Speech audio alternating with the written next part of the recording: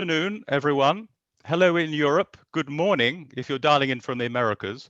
Good evening if you join us from Asia. Welcome to this webinar of the International Institute for Strategic Studies on Nagorno-Karabakh, old conflict and new players. This is not a quiet time in the former Soviet Union. Belarus is in its third month of peaceful mass mobilization against Alexander Lukashenko. Kyrgyzstan has seen a complete change of government and president following mass protests after its recent elections.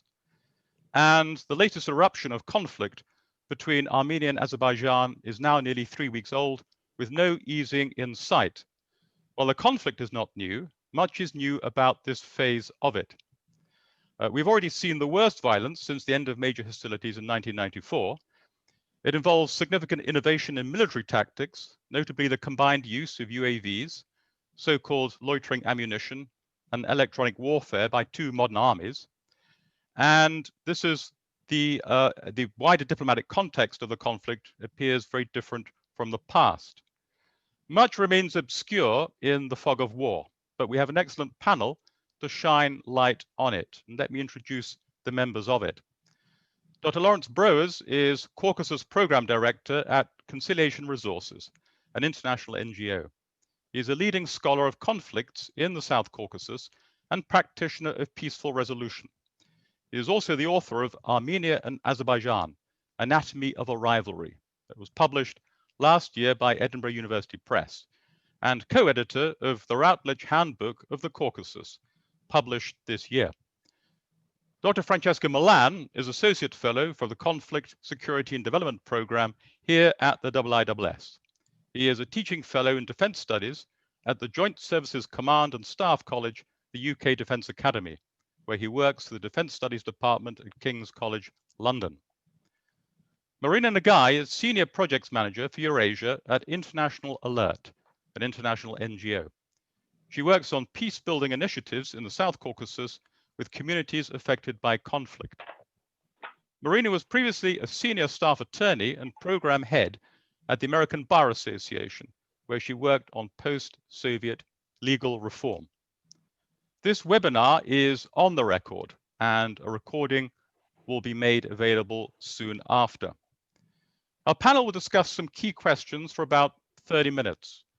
We will then move into a Q&A. There are two ways to ask a question. You can raise your hand and indicate you'd like to ask it in your own voice, or type it in the chat box and I will ask it on your behalf. So let's get underway. Laurence, I'd like to start by asking you a couple of questions about this. The first is why this conflict has broken out again and so severely now. Well, I think the recurrence of large-scale conflict is perhaps not a surprise to anybody who's been watching this conflict for a long time. The last time that there was any serious momentum or discussion within the OSCE-mediated Minsk group talks was in 2011, so nearly 10 years ago. And in the intervening period, what we've seen is a rising pattern of periodic escalations, notably in 2016, when there was a 4-day war, more than 200 killed at that time. And another sort of constant context of insecurity, which has deprived discussion of the peace process of any oxygen. What we've also seen is, of course, in Armenia in April 2018, a velvet revolution and a new leadership. There were some expectations of a reset associated with that. And interestingly, 2019 was, in fact, the year with the lowest number of casualties recorded on record.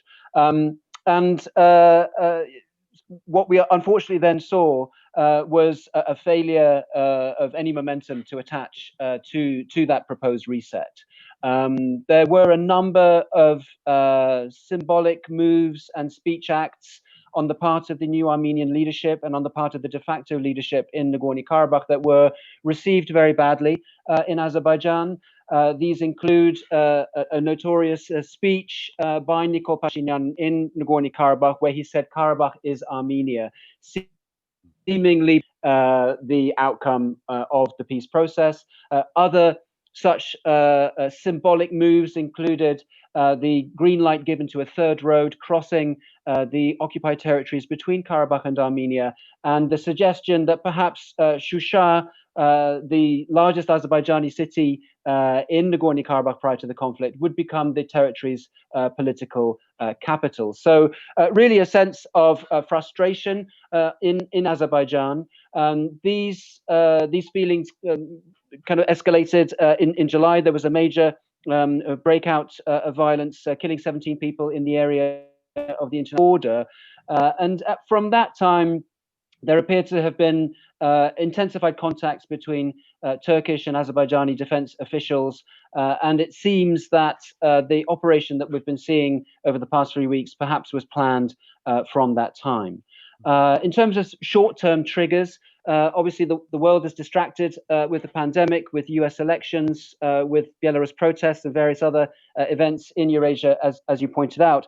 And perhaps this was seen as an opportune moment for a military operation in advance of potential future social unrest deriving from the effects of the pandemic. So, I mean, that's a broad kind of overview of some of the factors that I think contributed to this violence now. Mm-hmm. Thank you.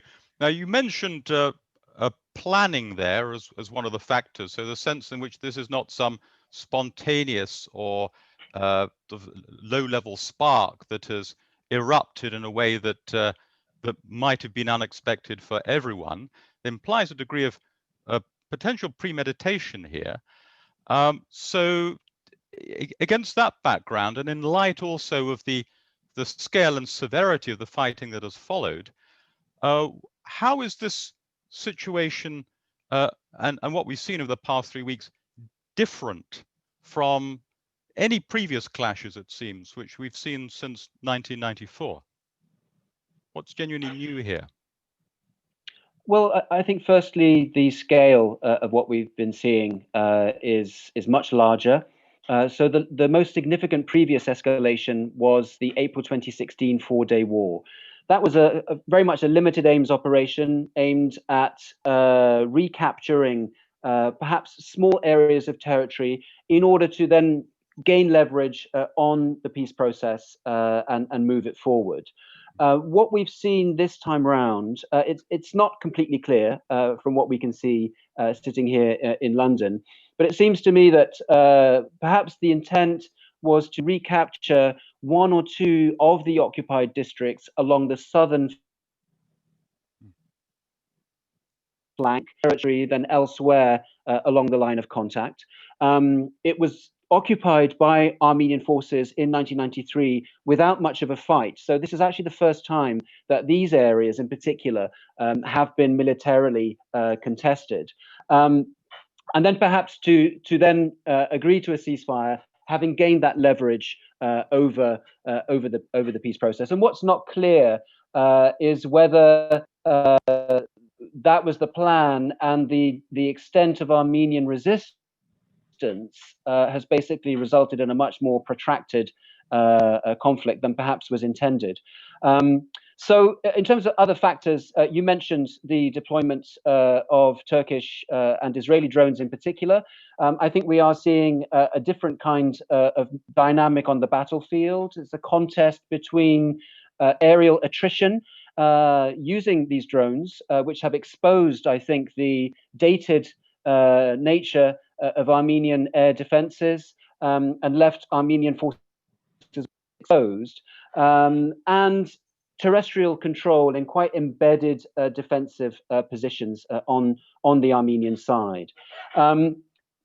The scale is significantly larger. We can see that in terms of the casualties. Armenia does publish its casualties numbers in terms of killed in action. The last I saw, these stood at around 604 killed in action. Azerbaijan doesn't publish that data, but we can assume that it would be at least as high. And then the other kind of key and very controversial issue here is the extent of other forms of capability, notably the reported use of mercenaries shipped into the combat zone by Turkey. This has been denied by Baku and Ankara, but there are multiple mutually independent reports and investigations that suggest that perhaps not as many as claimed on the Armenian side, but there are such mercenaries in the field. They may be present in order to absorb politically costly casualties. What's notable is that foreign fighters often don't necessarily confer a decisive military advantage. But that is another kind of new aspect to this. And I think one other thing worth mentioning, and it perhaps segues into the next question, is that in 2016, Russia was able to convene a meeting of the Armenian and Azerbaijani security chiefs within 4 and negotiate a ceasefire, and it held. Russia has not been able to do that this time. And that suggests that another new factor is that Azerbaijan's got the confidence now, with Turkish backing, to resist what it sees as self-serving Russian brokerage in this conflict. Thank you. I think that if we're trying to understand the causes and possible resolution of any conflict, then we need to understand the goals of the combatants. And I suppose I draw some reassurance from your comment that the likely goal of Azerbaijan is to make limited gains in order to gain further leverage in a peace process. That would potentially imply a continued commitment to some kind of peace process, rather than attempt to fundamentally change the situation on the ground in a large-scale way. And we'll come on a little later to Marina to discuss the prospects for peace and what the legacies of conflict might be for that. But let's broaden the discussion now to consider some of the interests and objectives of outside powers. Now, Russia, as you mentioned, has played a key role in the past and seeks to do on all conflicts in what it still regards as its near abroad. How well has Russia done? How is its position and influence different now from what it's been in the past, would you say? Well, there seem to be sort of 2 dominant views on where Russia stands right now, which are not necessarily mutually exclusive. One is that Russia is managing the situation very purposefully and deliberately. It's unlikely to have been by an operation on this scale. And perhaps its intent is to discipline Armenia's new leadership with sort of more democratizing discourse, and perhaps to appease, or appease is not the right word, to provide some momentum to the peace process, having been quite frustrated with Armenian intransigence in terms of resisting forward movement. The other school of thought suggests that Russia has actually been taken aback by the scale of what we've been seeing, and that actually there's a breakdown of the previous Russian policy. So I've written about this. I've described it as a policy of pivotal deterrence, whereby Russia has been acting as a pivot between Armenia and Azerbaijan, keeping them both uncertain about what its actions might be in the event of a large-scale conflict, and inducing caution across the divide, and thereby keeping an imperfect peace. Now, that system has worked for as long as the status quo challenger, Azerbaijan, doesn't have alternative alignment or alliance options to reduce the risk of isolation in the event of a large-scale conflict. Now, Turkey's entry in a more explicit way into the conflict has broken that system. And in a sense, Russia has a kind of a dilemma. One pathway that it could choose is a kind of a regionalization of this conflict management process. Many believe that Turkey's intentions are to strike a new deal with Russia, to establish a kind of Astana-style process, which was set up for the Syrian peace talks in December 2016, as a kind of a duopoly, where Russia and Turkey would manage this conflict, thereby excluding Euro-Atlantic actors. Now, this, of course, means Russia's acceding to the entry of an external security actor in a very profound way in its near abroad. So that's, I think, something that we can discuss whether and how, to what extent Russia would find that acceptable. The alternative path for Russia is to present its multilateralist face to the world as the informal leader, as it sees itself, of the Minsk group format, and to set aside differences with Euro-Atlantic actors on a whole range of other issues and work together to revive a multilateral process through OSCE mediation, potentially backed up by other multilateral organizations. So there is a sense in which if Russia does go down the path of regionalization, we could see a certain proxification of this conflict. This has never been a proxy conflict, but perhaps some of those dynamics are coming in.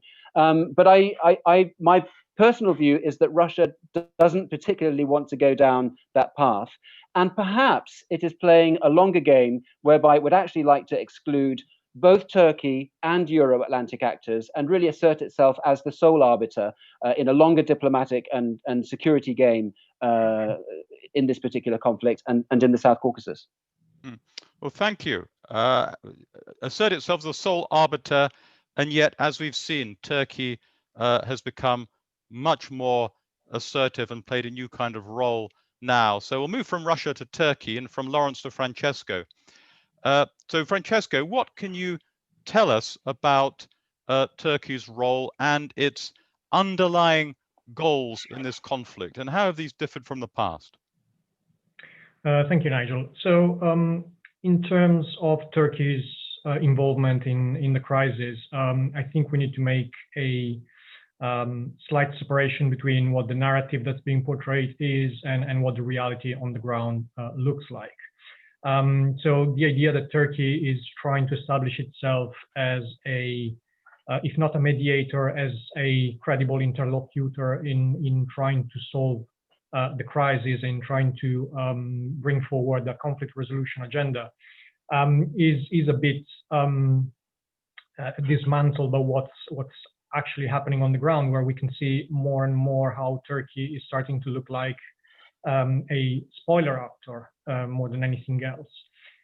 There's a few reasons behind this, in my opinion, one of them being obviously the fact that we do have established actors that have been keeping up the dialogue essentially with both sides over the years, with varying degrees of success, obviously, but have a degree of credibility and impartiality in the ongoing dispute. For Turkey, this is quite different, as Turkey is siding quite strongly and quite deliberately with Azerbaijan, which of course doesn't pay particularly good dividends if you're trying to establish yourself as a mediator on equal terms between the two sides. So Turkey is in a bit of a conundrum in this crisis, because if it's not seen as a legitimate interlocutor and a potential mediator, it then needs to carve out a role for itself, a different role for itself. And what we're seeing now is exactly an attempt from Turkey to carve out a new role for itself in the Nagorno-Karabakh dispute, essentially forcing its way into it. Now, as you've mentioned, this is slightly different from what we've seen in the past in a number of ways. I think the most important one is perhaps the fact that this is now happening against a backdrop of a much more proactive Turkey from a foreign policy perspective. So Turkey's foreign policy footprint is much heavier than it used to be in the past. I think part of the reason why Turkey has stepped up its game on this front line is due to the fact that by virtue of the fact that Turkey is not naturally speaking a recognized interlocutor in the dispute, there's a risk that a really important and pivotal regional ally for Turkey, which is Azerbaijan, might actually move slightly, ever so slightly closer to other regional powers, or broadly speaking, geopolitical powers that have an interest in what's going on in the region. What's also different is the fact that Turkey is now way more involved directly in terms of military support, in terms of its military role, and in terms of its stepping up essentially its military cooperation with Azerbaijan. We've seen, and it's been mentioned before, the use of drones and loitering munition in recent clashes. There's been ongoing speculations about whether the F-16s that have been seen through satellite images around Azerbaijan are actually being used in the conflict, or are available to be used in the conflict, rather than being sort of a relic of a recent exercise. And there's also the bigger question, and probably one of the most important ones, which I'm sure we'll dig into later on, which is whether or not there's Syrian National Army, so Turkish-backed Syrian National Army fighters being taken into Nagorno-Karabakh to support the fight going on there. I think this is also different from what we've seen over the past few years, because once more, we can draw sort of a line and make a distinction between what the Turkish narrative says. So we've seen recently a Ministry of Defense meeting between the Turkish and Russian counterpart, where Hulusi Akar stressed the fact that Azerbaijan will not wait another 30 years to find a solution, which sort of denotes quite a determined strategy in forcing a solution to this conflict. But when we look at what's more reasonable for Turkey to expect from this conflict, we start to see how there's a few more tactical, perhaps from a political perspective, tactical achievements to be reached. One of them would be, as I've mentioned before, carving out a more prominent role in the discussion and in the negotiations about the future of Nagorno-Karabakh and the dispute itself. And the other one, I think, has to do with the domestic angle on Turkish politics. So obviously, the Armenian Azerbaijani dispute fits very neatly into some of the key talking points of nationalist and ultra-nationalist narratives back in Turkey. And when we start looking at the main hotspots from a Turkish perspective in the region, broadly speaking, around Turkey, then we can see how the ongoing Mediterranean crisis brings into the conversation, obviously, Greece and the Cyprus issue. We can see how the Kurdish issue is, of course, right front and center, both within Turkey, but also in Syria. And as I've mentioned, the Armenian-Azeri dispute brings into conversation two sides, where one is one of Turkey's key and perhaps strongest in terms of bonds allies, and on the other side you have an arch enemy of Turkish nationalists, which is Armenia. So it really fits into a strong sort of rally around the flag narrative domestically, which is it's always been part, obviously, of Turkish narrative, but now more than ever has actually, I believe, a role to play in terms of what advantages Turkey is trying to get throughout this crisis. Okay, thank you. Yes, we've seen some extremely strong rhetoric coming out of Ankara in respect of this conflict in the last couple of weeks. And as you say, material support on a scale we've not seen before for Azerbaijan, and touch upon domestic politics. And that's something that's important for the two combatants as well. And maybe Marina will be able to say something more about that. But one final question on Turkey then. How do you think that its new position and activity on this conflict might affect its broader relationship with Russia, which of course has been a very variable one in recent years, going back to the Turkish shooting down of a of a Russian aircraft back in 2015 to a rapprochement since, various frictions on occasion in the Middle East as well. Do you think this could have this Turkish assertiveness in an area that Russia has sought to be the sole arbiter of? Could that lead to a different relationship between those two countries? So I absolutely agree with the premise. This is one of the many sort of high risk, high rewards moves in foreign policy Turkey is trying to pursue. And it's because of that, I think it's quite difficult to figure out what the trajectory of Turkish-Russian relations might be in the future, because some of them have brought a degree of convergence between the two actors. Some others have absolutely driven a wedge between them. So, you know, I see this as yet another one high risk, high reward move, where I think the risk has to do with the fact that outside, I mean, if we move away from Turkey's perspective, what's its position on the Nagorno-Karabakh question is only going to bring further international isolation, because it is essentially skewed towards one side. So it's hard to figure out how it can be seen as a conciliatory position.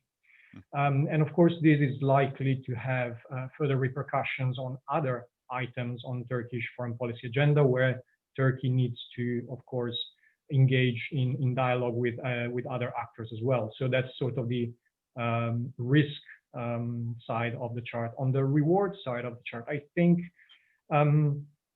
perhaps not at this stage, because things are still fairly dynamic, hot, and fragile in a way on the ground. But looking further on, Turkey might want to, if not be included in platforms for dialogue like OSCE Minsk Group, because probably that's not what Turkey would aim for. But as it's been mentioned before, perhaps a bilateral dialogue between Russia and Turkey alone on the Nagorno-Karabakh issue might be one of the rewards Turkey is after.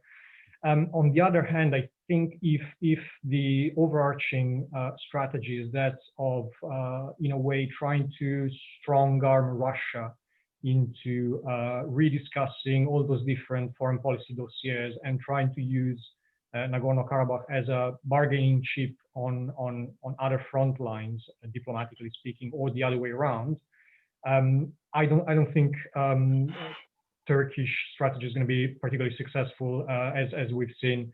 It's going to be fairly hard to achieve, and Russia obviously is highly likely to have objections to that. Thank you.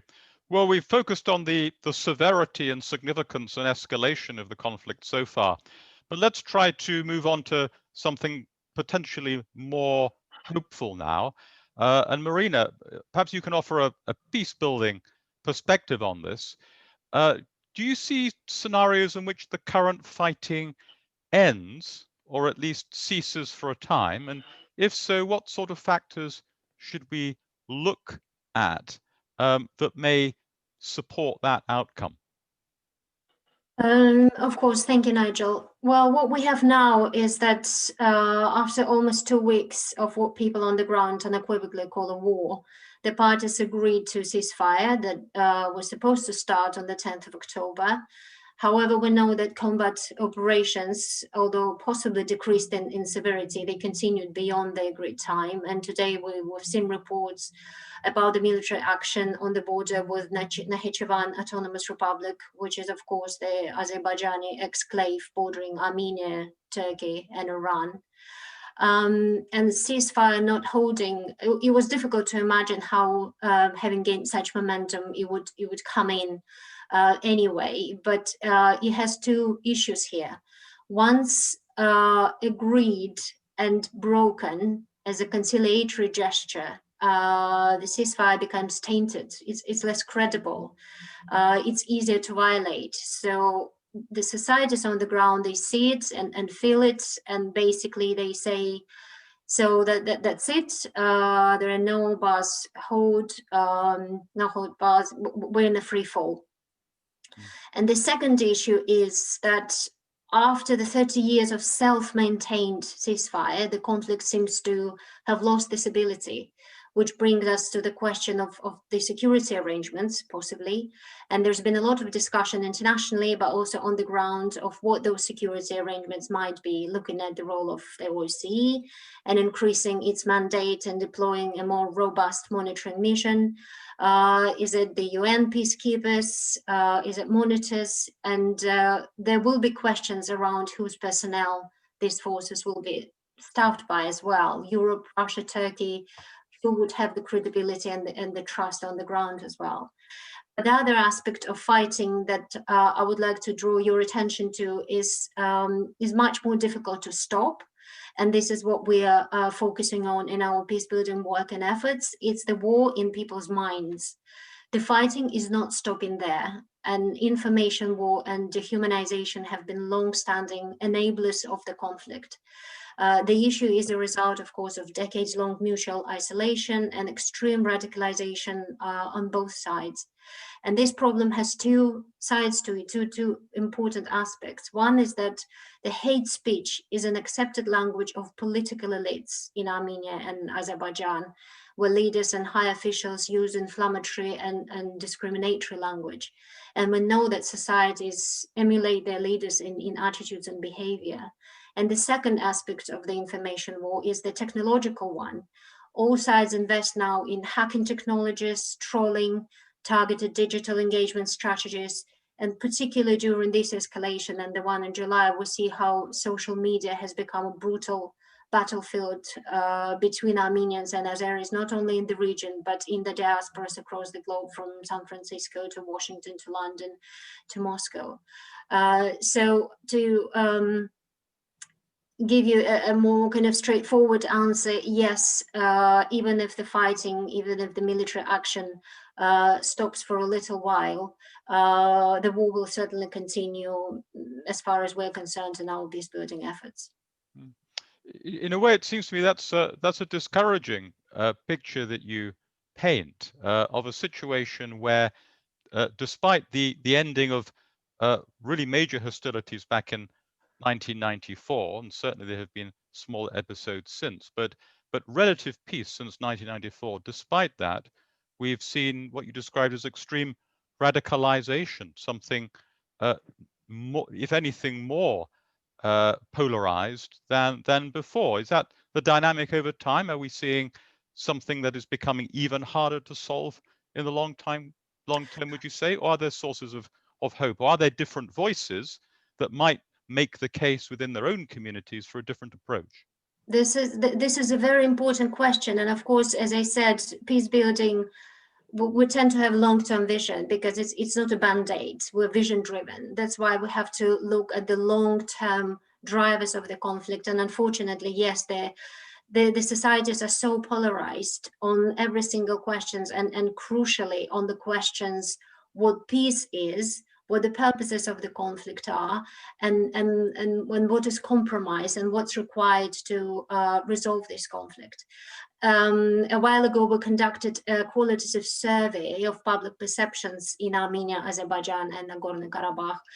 And it was really eye-opening, but also deeply worrying, because we saw that the pro-war sentiment was so strong in the societies, and the acceptance of violence and human sacrifice was considered as a suitable cost to resolve this conflict. People, unfortunately, do not believe in the power of peace. They think that this conflict can be only solved through war. And of course, what peace is for Armenians is the stability, is the ceasefire, is essentially preserving the status quo. And what peace is for Azerbaijanis is justice and getting the lands back and restoring their dignity. So if the societies imagine peace so differently, they definitely will really struggle to imagine and rally around this concept and work together on that. And another very contentious issue here is compromise. It does not feature anywhere in the internal debates. Compromise is accepted, but only from the other side. There is no internal reflection, there is no consideration even. It's a taboo to accept that we have to make some concessions, that it's a two-way street, that reciprocity as an essential element of compromise is missing. And when we see the political leaders' proclamations that it's time to prepare populations for peace, it's not peace that the populations have to be prepared for, it's compromise that they have to be prepared for. And we're far, far away from that. And this is one of the biggest challenges for peace building as well. Now, regarding the voices, the positive voices, there are some people who, of course, who are against the war, but to be completely honest, the statistical significance of those voices is really, really low. There is hard censorship going on now in Armenia and Azerbaijan. People are not openly discussing that issue. And we see some, particularly among young people, some voices against war. And it's encouraging, but most of them live abroad. They do not live in, for example, Azerbaijan and Armenia. I was having a discussion with a partner, and I asked her, so because she follows the group that has the avatar on social media that says no war, and I said, so what proportion of the population you think in Azerbaijan is that? And she said, well, less than 50. And I said, less than 50%. She said, no, less than 50 people. So it's really, again, it's great, it's encouraging, and we in our work engage with those people. We know many of them, we work with them, but they're also marginalized and undermined in their confidence, and they're really struggling now to come to terms with the situation they're facing now. Thank you. You sounds like you have some valuable data. So let me just ask you one more question about this before we open up for Q&A. One of the most interesting issues I find across the whole of the former Soviet Union is that of generational change in attitudes, especially what the first fully post-Soviet generation sort of thinks and believes about a wide range of issues.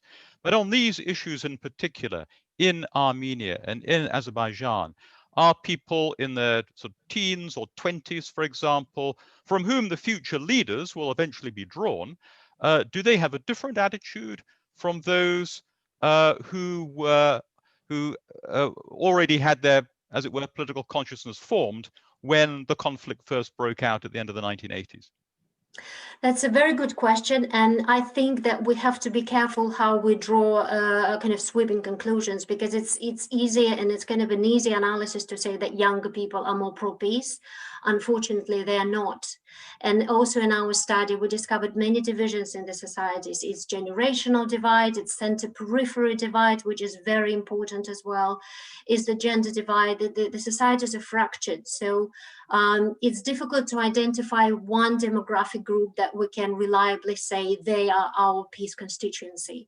And it's really upsetting now that many of the people whom we believed were of liberal convictions and committed to democratic values, now they really start professing nationalistic discourses and really demonstrating a strong pro-war argument. Even if you look at the political opposition in Azerbaijan, the Real Party, who were always the strongest oppositional force to the authorities, even they advocate for war. Human rights defenders, investigative journalists, they all advocate for war. So even the young and the brightest Western educated young people, unfortunately, they're all in the haze of confusion from what we see it, and but for them it's very clear.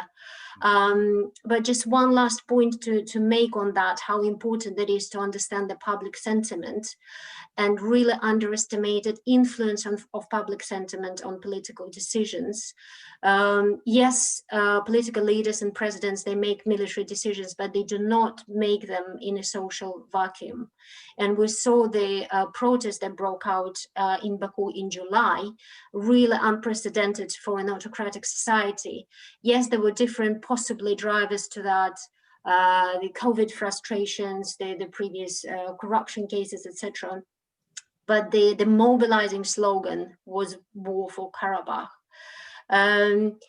So to understand that the dynamic between the political decisions, as I say, and the psychosocial state of the societies, if you want, is very important, because in this world we see now how the protest culture is growing and people find ways to exert their agency outside of politics. You see it through protest movements around the globe in the last few months even. And you mentioned in the post-Soviet space, Belarus, Kyrgyzstan, people take it to the streets.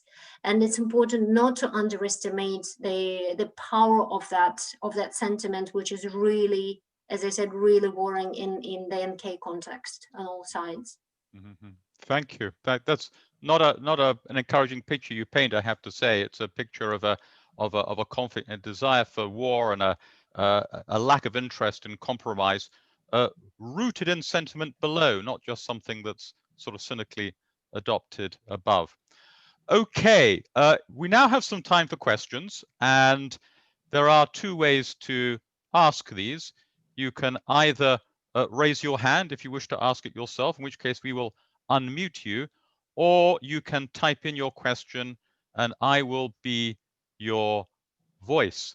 So we have a question first from Craig Oliphant, an excellent friend and former colleague, now at the Foreign Policy Center.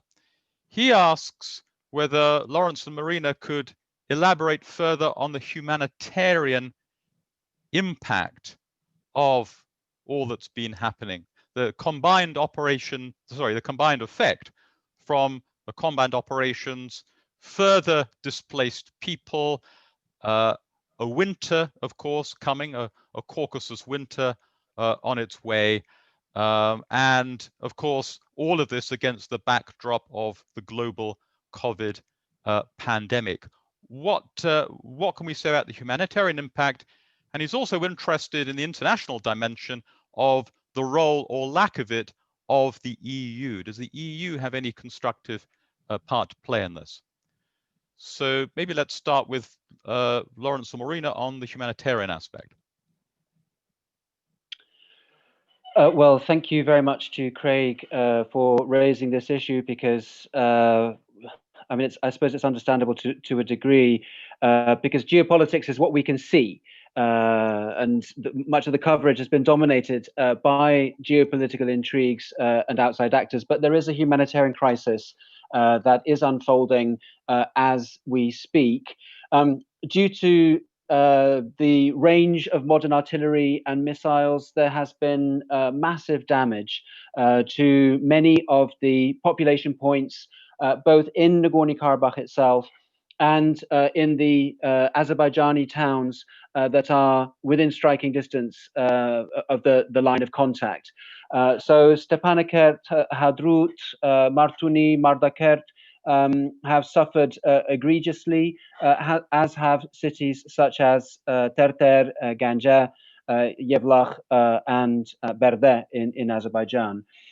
Within Nagorno-Karabakh, tens of thousands of people have been displaced, perhaps as many as 90,000, 60% of the population displaced either to Armenia or within Nagorno-Karabakh itself.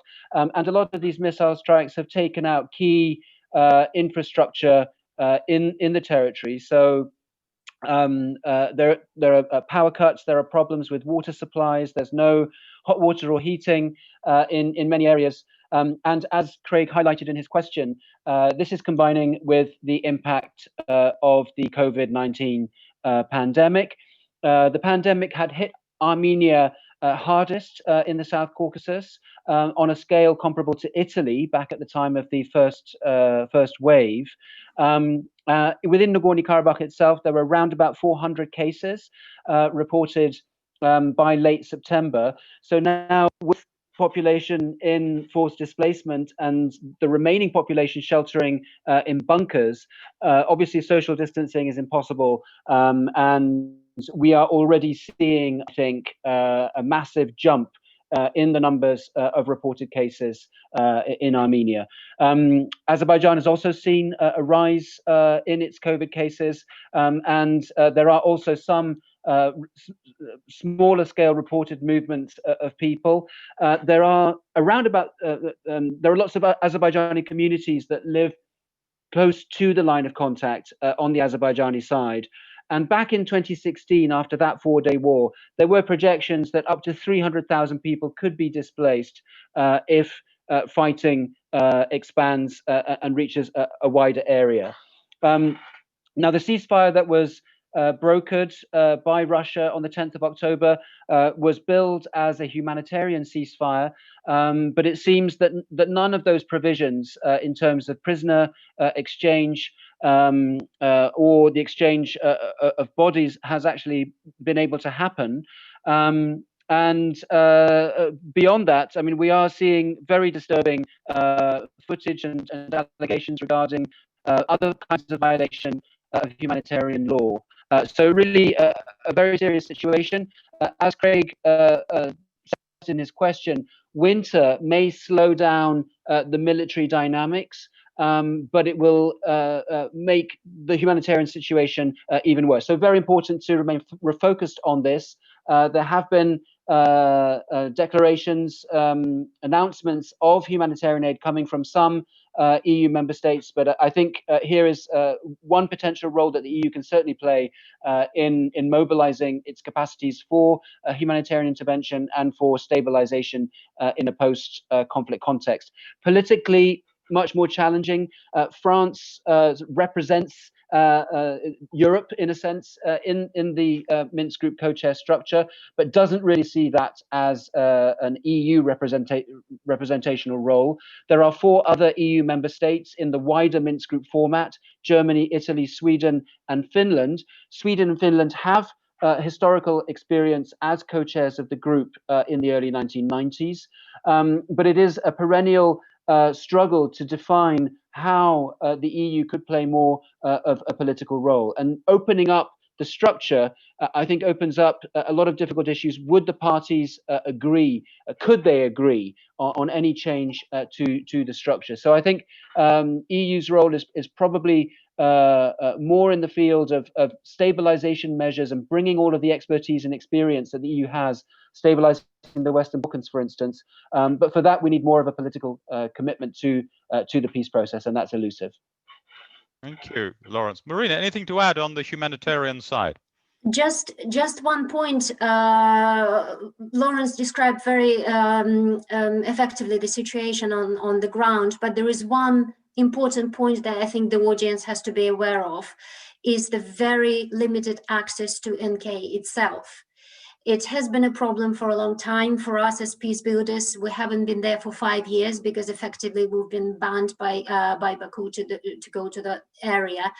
The prohibition largely for international actors is still in place. So unlike other contexts around the world where you can see humanitarian crisis, there are no United Nations, there are no humanitarian organizations, there are no relief organizations, there is no one there. The only one actor there is ICRC.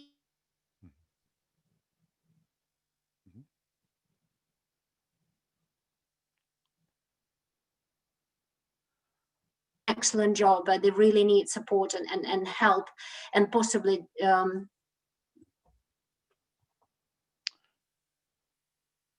Marina, we're having a bit of trouble. Could you just repeat the last few sentences? We lost the sound there for a moment.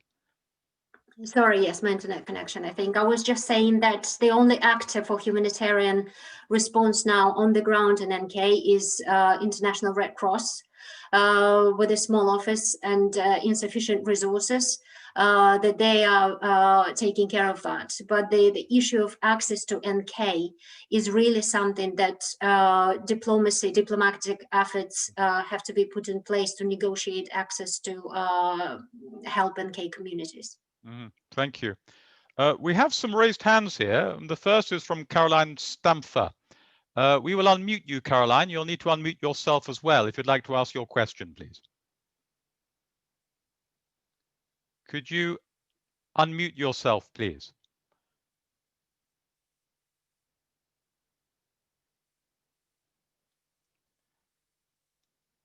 Caroline, could you, if you'd like to ask your question, could you unmute yourself and ask, please?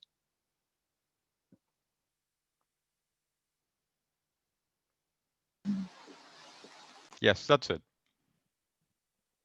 Please, Caroline, go ahead. Oh, okay. Caroline has disappeared. Okay, the next question is from Yogendra Kumar. Yogendra, would you like to ask your question, please? Thank you. My question actually is the following. As it is, there is some kind of a peace structure there, which is, of course, quite in a bad shape. The question is, what is the point at which you might say that the peace structure actually has collapsed? And what are the spillover consequences of a conflict that might be? My second question actually is about Iran. What kind of a role Iran might be playing? And what is the possibility of the jihadist type of elements getting active in that area? Thank you. Yeah, let's focus on Iran in particular. An important external actor hasn't been mentioned yet. We also have a question from Mehrdad Konsari about Iran. So there is some interest in this. Who would like to address the Iranian perspective or interest or potential role in this?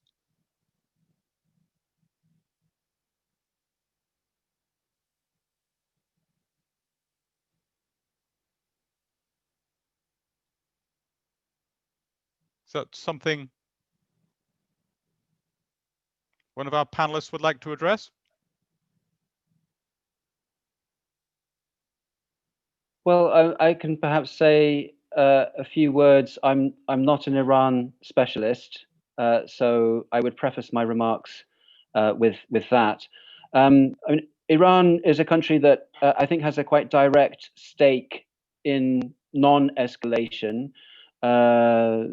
The hostilities so far have affected Iranian territory directly. There have been munitions that have fallen, drones have been shot down over Iranian airspace. So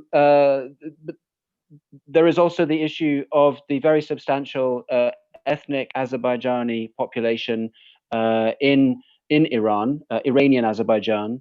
And what we've seen is a kind of mixed messaging approach, whereby the local representatives of the Ayatollah in the Iranian ethnic Azerbaijani provinces have made statements in support of Azerbaijan, saying that Nagorno-Karabakh is Azerbaijani territory. At the level of the state, there's been a much more cautious approach. There has been an offer of mediation. Iran did try to mediate in the conflict in the early 1990s, unsuccessfully. So I think there's caution with that as well. And I think Iranian offers of mediation are seen sort of with caution by the parties. The perception in Azerbaijan is that Iran has a supportive stance vis-a-vis Armenia, despite its formal support for Azerbaijani territorial integrity. But in a sense, I think overall, Iran lacks the levers and entry points into a kind of a proactive policy on this conflict, but it is vulnerable to blowback and impact if the conflict escalates. So and with regard to the, go on. Sorry, go on, Nigel. I'm going to say, so just to summarize, it sounds like an affected party, but not an active party. Yes, perhaps that would be a reasonable summary. I mean, the broader context, of course, is Iran's international isolation. Iran is dependent on Russian support in the United Nations Security Council and doesn't want to cross any Russian red lines in this conflict. I think Russia itself is trying to decide what its red lines are. So in that sense, a lot of ambiguity and not really clear a clear kind of map for a proactive Iranian policy. With regard to the question about when the process has collapsed, I think it's very significant that across the divide, there is still formal commitment to the Minsk group process and to the basic principles, the core principles that have been negotiated since the mid-2000s. So in a sense, I think the task now is to revive a multilateral diplomatic approach that would bring the basic principles back to center stage and support or create an environment where their implementation and adoption would be more realistic. And as I said earlier, I think there are two core things that this needs to address. One is the security angle that would address, as Marina highlighted, the Armenian definition of peace as related to security, and that would provide political momentum to address an Azerbaijani conception of peace, which is focused on justice, especially, if not exclusively, for the displaced populations from the occupied territories around Nagorno-Karabakh proper. Thank you. Well, let's say a little bit more about Azerbaijan now. We have a question from Richard Bridge, who says that Aliyev's rhetoric has been so strong and apparently sort of final in its intent. At the same for some of the statements coming out of Ankara as well. Really emphatic. Is he committing himself in some way? Can he back off from that rhetoric domestically without political damage? Can he just shift his positions without domestic political consequences? The demonstrations in Baku in July have been mentioned. So has he now set out positions so strong that it would make it hard to reach an agreement? Who would like to address that? I might jump in. Yeah, no, please, Francesco. So I do believe that's the case. So it's hard to at this stage pinpoint a way to depict or to think a degree of something that we could call a victory from Azerbaijan's side that falls short of what's been promised over the past few weeks, essentially, and building up to recent clashes over the previous weeks as well. And I think again, looking at this from a sort of more Turkish perspective, I think there's something important to be said about Turkey's role in fueling this rhetoric and this narrative as well. At the end of the day, for Turkey to maintain relevance in this process, Azerbaijan needs to be on the front foot, on the ground offensively. So as long as Turkey manages to support an idea of an advancing Azerbaijan within Nagorno-Karabakh, then Turkey will maintain relevance within this issue. And that's why I think I've alluded to this earlier on, but I think if it is confirmed that Syrian National Army units have been deployed in Nagorno-Karabakh, it definitely becomes a game changer, because it allows Turkey to operate to a certain degree autonomously from Azerbaijan on the ground, and it allows to basically turn the heat up and down fairly autonomously, regardless of what Azerbaijan itself decides to do, which represents more of a byproduct of Turkish calculations and Turkish interests in the conflict rather than Azeri ones, which in turn I think creates more room for basically escalating tensions on the ground and not necessarily leading to military advantages, because at the end of the day we're talking about a minimal presence with very little actual military impact on what potentially could happen on the ground. So it's much more about having presence and having the ability to escalate, potentially to de-escalate, but to escalate nonetheless. Thank you. Yeah, it's a tremendously important question, because it does focus us on the interests and calculations of the key actors whose decisions will determine whether this continues or indeed escalates, or whether there can be some kind of cessation again. We have a raised hand from Rupert de Borchgrave. Rupert, would you like to ask your question, please? Thank you. I hope I'm unmuted. It's really a question for Laurence, because my understanding is that before the Armenians took these territories in 93-94, hostilities had been there for quite a long time, and the Azeris had already forced out a lot of Armenians from Azerbaijan itself, by some estimates up to 500,000. The European Parliament has documents about this going back to 91. And then, of course, there's Nakhchivan itself, which also was effectively purged or ethnically cleansed of its Armenians. So really the question is whether the Minsk process, what you said the principles had been agreed, there is a belief in the Armenian community, so far as I understand, that the representation of justice is slightly biased because it doesn't include this consideration. And along the same lines, is there any realistic involvement that Britain could take in this situation to improve the state of affairs? Okay. Yes, but we need to talk about the EU and Britain, of course, at this point. We've covered the EU, so what about Britain?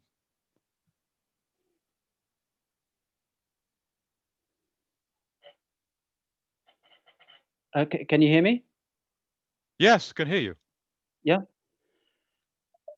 Thank you for your question. Yes, there was effectively a forced population exchange between Armenia and Azerbaijan that was already largely complete by early 1990. When the populations of each ethnicity from the other republic were forced to leave. So that category, they are refugees rather than internally displaced. So the population whose concerns for justice are central to Azerbaijani perceptions today are the internally displaced from the surrounding occupied territories, and then around about 41,000 people and their descendants who were displaced from Nagorno-Karabakh itself, the Karabakh Azerbaijani population. So, I mean, for this population, returning to the occupied territories essentially is returning to territory that was almost exclusively populated by Azerbaijanis prior to the conflict. So you don't have a new context of divided communities having to live together again. You do have that context in Nagorno-Karabakh itself, and there is academic work that looks at this issue of majority returns, minority returns, when a group is returning as a minority to an area where it would have to live as a minority amongst the adversarial nationality. There's a lot of experience of this in the Balkans. I mean, I think we're still a long way away from that. In terms of what the basic principles say, there is a right of voluntary return, and that's very important that it should be voluntary, or other kinds of compensation restitution. So the issue of refugee return to either country is not one that is seriously put forward or advocated for. But I think a degree of IDP return to areas where they would be in the majority has to be a part of an implementation of the basic principles. But we're still a long way away from that, and we need to do a lot more work before returnees could exercise their right in conditions of security and dignity. Yeah, thank you. We've run slightly over time, but I just want to yoke two final questions together that have come in, one from Henry Newcomb and one from Özkan Best. And they both touch on the military dimension of this. That may be something that Francesco may particularly want to answer, but any of the panelists is welcome to comment. One is about the use of drones and some of the loitering ammunition as well, especially their impact. So essentially low cost air power and its impact on armored vehicles. Is this something that will be studied and used by other countries, or indeed within the conflict itself? Is this a foretaste of perhaps the future of war? And secondly, what about the geographical expansion of the conflict? Reports that Armenia has launched missiles, for example. Well, I was aware of the Ganja episode, but Özkan mentions one in Nakhchivan as well. Is that Is that something to be concerned about? And of course, there have been at least one strike in Armenia itself. So what can we say about the military dimensions, both with respect to escalation territorially and also with respect to the types and tactics of weapons used? So I think the first part of the question on basically the proliferation of armed drones and loitering munitions and so on and so forth. I mean, we definitely see, of course, an expansion in their use, in their precision, in the number of countries who try to get access or develop their own indigenous UAVs, both armed variants and non-armed variants. So it's definitely, I wouldn't even say it's future warfare, it's contemporary warfare in itself. And we can see, you know, an exponential expansion and use of these type of platforms. When it comes to their impact on the conflict in Nagorno-Karabakh, I think on the one hand, the case study is already studied in a way, as in the Bayraktar and Turkish use of the Bayraktar in other front lines as well is already something that is quite a subject of discussion and analysis. Because of course it's the fact that this is unmanned platforms and the fact that it's cheap, it's cost effective, and it's easily available, and for Turkey it's quite a cost effective and efficient way to project power. Is not unique to the Nagorno-Karabakh crisis. We've seen it elsewhere, and again, going back to the Bayraktar itself, it is one, if not the main crown jewel in what Turkey considers its arsenal of high-tech weapons. So definitely, this is something that will have a really, I assume, a really in-depth coverage in terms of research implications from a security perspective, because of course, part of the problem is sort of the humanitarian component behind this, besides the military effectiveness of it. So having easy access or increased access to these platforms makes perhaps easier to use force, even in scenarios where perhaps there's alternative options if those who are involved want to keep an eye on the potential impact of using weapons. I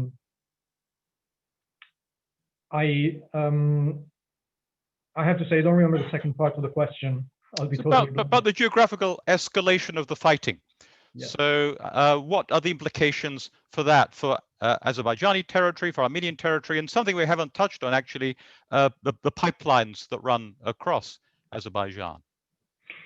So that's, I think, at this very point in time in sort of where we are on the trajectory of this escalation, it's a bit hard to ascertain which direction it's going to take. I think, broadly speaking, the fact that Azerbaijan, in terms of technology, in terms of even just sheer manpower, and given Turkey's backing, from a military perspective, has a clear advantage. But obviously, the frictions from operating in a complex, what's called a complex terrain, as Nagorno-Karabakh, don't make it particularly easy to make progress.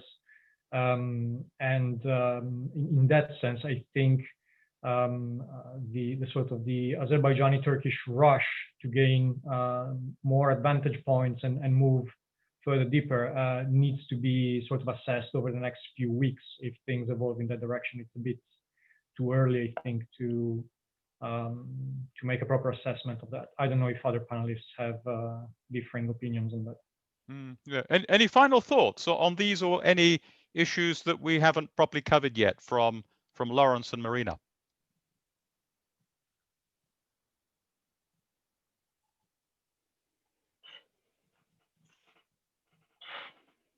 Laurence, Marina?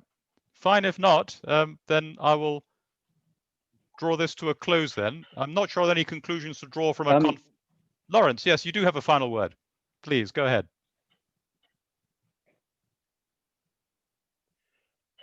Yeah, I don't have anything specific more to add, except just to once again reiterate the significance of the humanitarian issues that are being faced on the ground, and just to fully underline Marina's critical point, which is that access to Nagorno-Karabakh will be absolutely essential if humanitarian needs are going to be effectively addressed. Mm-hmm. Marina, a final word? Well, unfortunately, everything I've been saying is quite bleak, and the situation is not very promising, because for a conflict to be resistant to escalation, we need to see the so-called hurting stalemate, and it's not there. The trust between the parties is not there, and the continuous pressure from the international actors, it's quite weak there as well. But just being a peace builder, I wouldn't do my job if I didn't say that, of course, there is always hope, and there are people, our partners with whom we continue to work, and Conciliation Resources, what Laurence is from. We continue and we will continue engaging and working with these people, because as long as there are humans there, and as long as there are people there who still like to advance prospects for peace, international community must support them as well. Thank you. Well, I think maybe we leave this webinar with the word bleak echoing in our ears. It's not an encouraging word, but it seems an apt one from much that we've heard today. So the takeaways for me, at least, will be the bleakness of the humanitarian situation, but also the underlying polarization of opinion on all sides that has fueled this and is likely to continue to do so. Secondly, the significance of the military dimensions of this, and the extent to which we may see more of this in other theaters, actually, as these tactics and these platforms evolve. And certainly, thirdly, the sheer uncertainty of the course of events on the ground now. It's very, very difficult to predict what will happen next. And with that, I'd like to thank our panelists, Laurence, Francesco, and Marina, and also our IT guru behind the scenes, Richard, who's invisible but omnipotent. And thank you for everyone who has dialed into this. I mentioned at the beginning that Kyrgyzstan, of course, has been eventful too. We hope to have an interview with the Kyrgyz ambassador to the UK, Ambassador Edil Baysalov, early next week, who's agreed to speak about recent developments there. So that will issue very soon, we hope. And I look forward to seeing you again the next time we meet online. Thank you very much. Bye-bye.